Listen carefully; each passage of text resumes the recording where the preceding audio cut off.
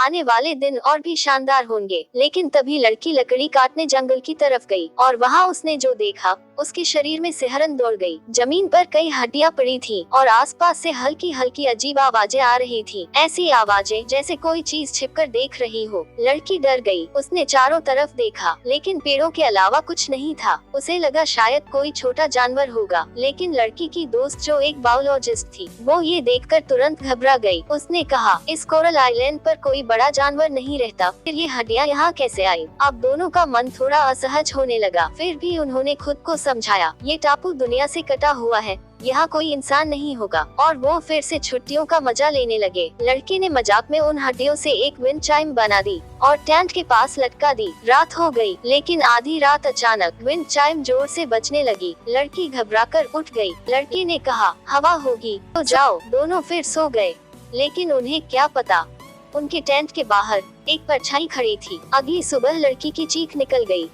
उसका अंडरवियर, कपड़े सब पेड़ की टहनी पर लटक रहे थे। अब कोई शक नहीं था, यहाँ कोई है और वो उनके साथ खेल रहा है। गुस्से में दोनों जंगल की तरफ भागे। उन्होंने तय कर लिया कि अब उस इंसान को ढूंढ कर निकालेंगे। वे दोनों जंगल में इधर उधर भटकते रहे और तभी उन्हें दिखा एक पुरानी लकड़ी की झोपड़ी। वो झोपड़ी अंदर से पूरी तरह जर्जर थी। ऐसा लग रहा था जैसे दशकों से वहाँ कोई नहीं रहा, लेकिन दीवारों पर कुछ अजीब निशान बने थे, कुछ आकृतियाँ, कुछ खरोंचे, मानो किसी ने वहाँ कुछ डरावनी कहानी लिख दी हो। और झोपड़ी के बाहर एक छोटा सा कब्रिस्तान, सफेद सीपियों से सजा हुआ। उस कब्र पर एक क्रॉस लगा था और उस पर लिखा था कोरल।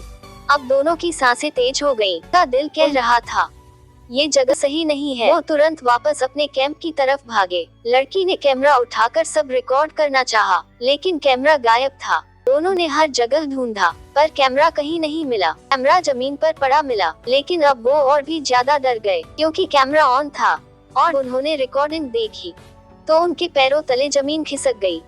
कैमरे में वीडियो चल रहा था, जिसमें वो दोनों रात में टेंट के अंदर सो रहे थे और वीडियो किसी तीसरे इंसान ने बनाया था, उनके ही कैमरे से।